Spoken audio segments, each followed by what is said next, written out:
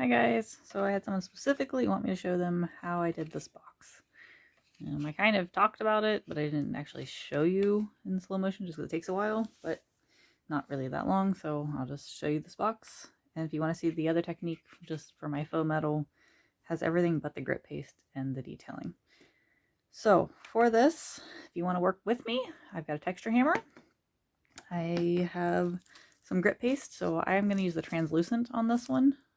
But you can also use the Kraft paste. You might have this one, you might have the older jars, you might have the white grit paste, whatever you've got. Use what you have. I'm going to use a palette knife.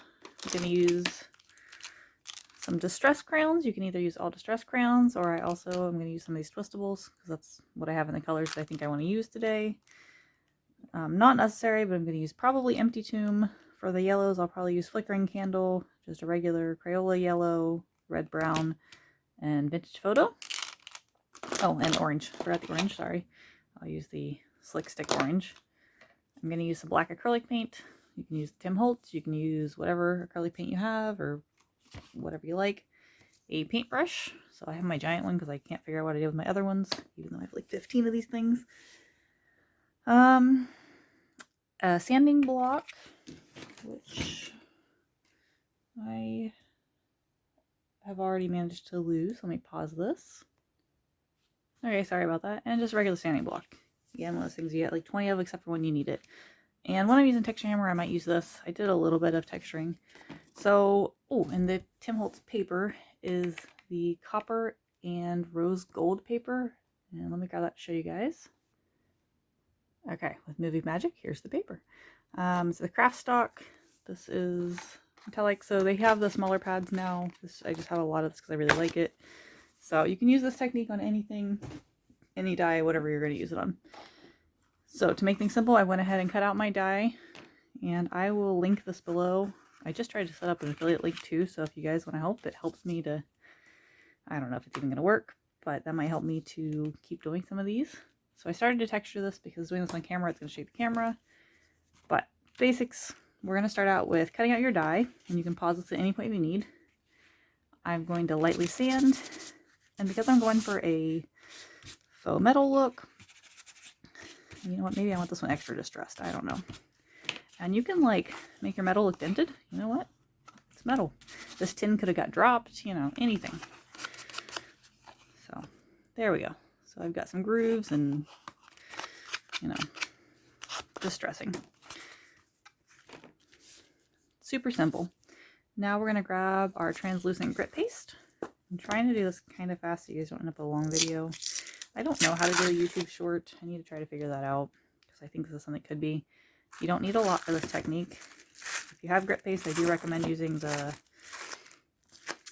whatever seal, cling seal, to help keep it out. Now this box, this part is the inner tab, so I'm not going to put grit paste on that. I'm just going to do it on what will be outside. I've already pre-scored it. This paste, however you see it lay, is how it's going to end up. It's how it's going to look when it's dry. Now, I have one that I did earlier so that it would already be dry so that I could show you the next step, because you cannot heat this stuff. Apparently, when you heat set it, it releases some chemicals not good for you, so Tim Holtz will tell you don't do that. So I just let it over dry. A lot of times I'll do it at night before I'm going to go to bed, or just when I'm going to work on other projects that day. Like today I did this first thing this morning when I got up, and it's been sitting on my desk, and you know. So I don't really know. I'm trying to put it kind of around the high spots, around the edges, trying to get a little bit on the what'll be the back of the box, or this little ledge. I've got some on the sides.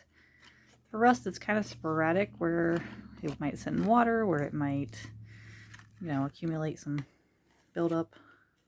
I also didn't get very much out, so I'm gonna grab a tiny bit more. The Kraft paste, probably saying that. Oh, sorry.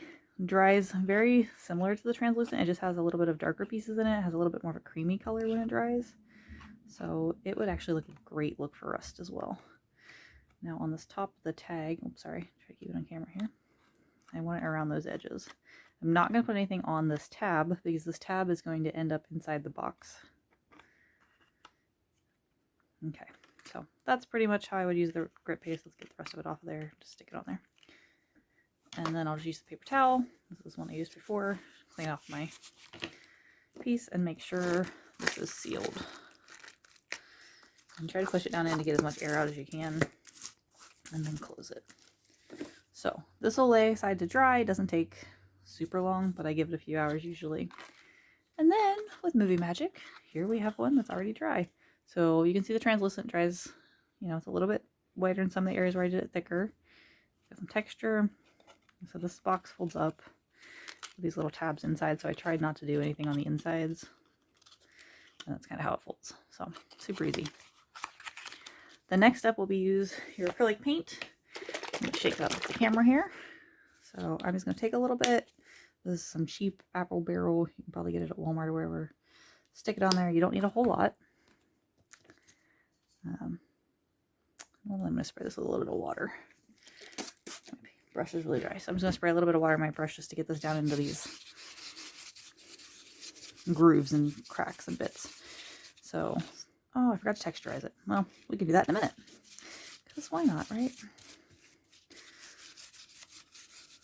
So you don't have to texturize it. I just really like this texture hammer and adding the grooves. So now, because this is paint and I don't want to let it dry my paintbrush, I'm just going to wrap it in a baby wipe. Okay, so I've got the baby wipe. Just wrap that up and that will keep that from drying on there. Now, we're going to take a dry paper towel. Usually I'll let this dry for just a second. And I'm working my craft mat, so I'm going to probably smear this. And basically wipe off the white layer, leaving just a little bit there. So I'm not trying to, normally I would let this dry a little bit longer, but I don't want you guys to be sitting here forever waiting on paint to dry. Now this grit paste is already dry, so I'm going to just take and clean this off below so I don't end up with a lot of paint. This paint does take a second to dry, so we're going to go ahead and grab a heat tool really quick to lightly dry the acrylic. So if you watered this down, and you know what, we'll just show you. See, I don't want that to be so thick in there. You can take more off. Now, I really like the dark look, but you know what, that's fine. So that's your base layer of your rust. Next, we're going to start building up our crown. And you know what, we won't even dry it. Let's just build right on top. So I like to build it in layers. So I'm going to grab some red and scribble it on lightly to the areas where you have texture. And the rest is kind of sporadic. I do have my gummed up paintbrush that I use for my blending crowns. So I don't know if you guys watched the other tutorial. If you haven't, it shows you how I do my base tags and different things.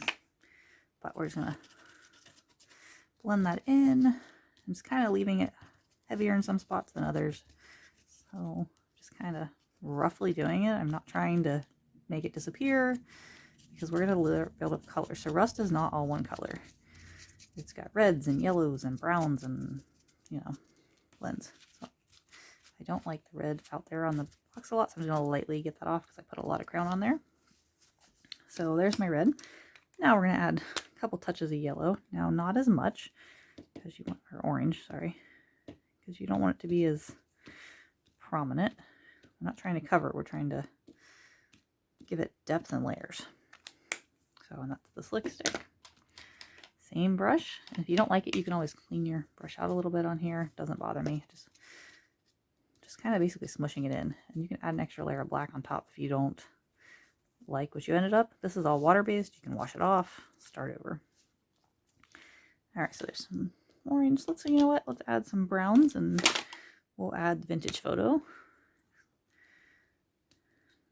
I'm just going to put that in there. It gives kind of a little bit of a muddy color to my rust.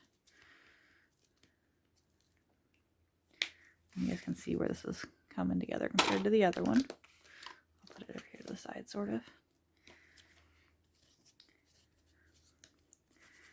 And it just builds its depth. Now we're going to add some yellows. The yellows are your top highlight for your rust. So it's very light areas. I tend to put it on the highest points and I just kind of lightly do it. Now this one I might use my finger to blend in so it's not as blended. I know it looks really stark at first. Actually my hands are still green from the project I was working on earlier today. I did a video actually of me working on the book earlier, but I screwed up in the video and said who the book was for, and since they're not going to get it for a while, I don't want them to know yet. It's a surprise. I am going to add a touch of black on this one. The one where I washed off some of the black underneath, I wanted it a little bit darker rust, so that's the black foot. I want this really crusty. Okay. And you know what? Let's add some black crown on this too while we're at it. Why not, right? And I am going to get some red out of this brush because I did put way too much red on there. And I'm sorry for shaking the camera here, guys. So we're just going to... And then once I get this on here, I'll work it over the red and I'll wipe it off.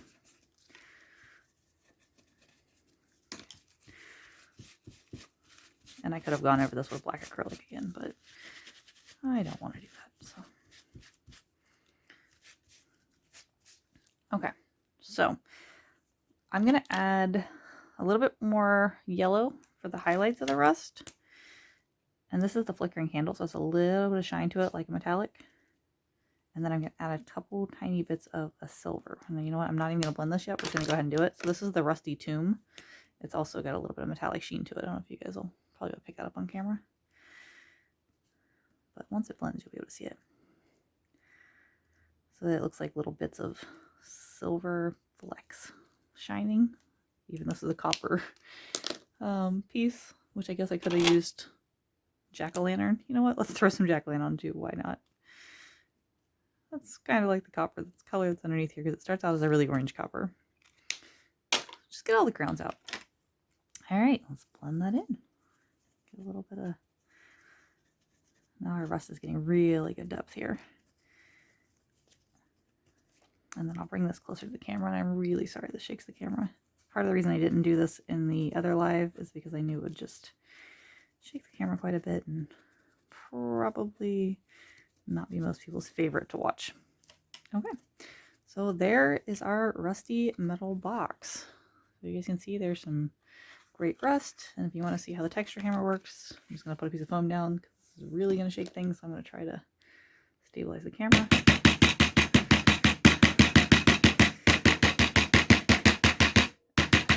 And basically just hammer it. We're going to use the side of the... And since this is supposed to look like old metal, it's not going to hurt this one bit. So just use the different pieces. And we'll fold it up. So let's go ahead and glue it while we're on camera, because why not? Let's just do the whole thing. But you can see that full effect. So this is my outside of the box. These ones with the tabs for the inside. They're made to go through these little tiny holes. And I'll just use this glue since it's out. This one I might normally use the collage medium just because it is a little bit of a thicker glue. Like I said, my collage medium is getting low, so I need to get another one. So it doesn't, it's harder to get out of the bottle right now. And I even have the upside down thing to hold it upside down, and it just doesn't seem to, it's thick. So I'm going to try to nest this together and get that to pop through. And once I get it to pop through over here, and I tried to avoid the grit paste in these spots when I did it. I'm trying to keep that on camera and be able to see at the same time because I can't really see what's on my camera. I have to kind of lean up to do it. So if I wanted, I could also go back through and add more grit to cover these holes, which I can't remember if I did on the other one or not. Okay, so I've got my box. I could have inked this, I could paint this and do a faux metal technique on, or a full whole rusted technique on the inside of this if I wanted. Just gonna pop this up a little bit. And then there you have it. So let's go ahead and put the tab in. And I should show you this too, I guess. So these tabs, if you get it, I glue on there. You can separate it with some scissors to make it pop in easier. Normally it does pop in pretty easy. Of course, when I'm trying to do it on camera, it's not going to. There we go. So there is our faux metal rusted crusted box. These are really cool.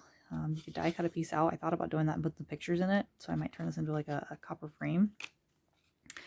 I've got this one. These fit the little Tim Holtz slide dies, which are awesome. And I'll show you. So that other one we're still waiting on to dry.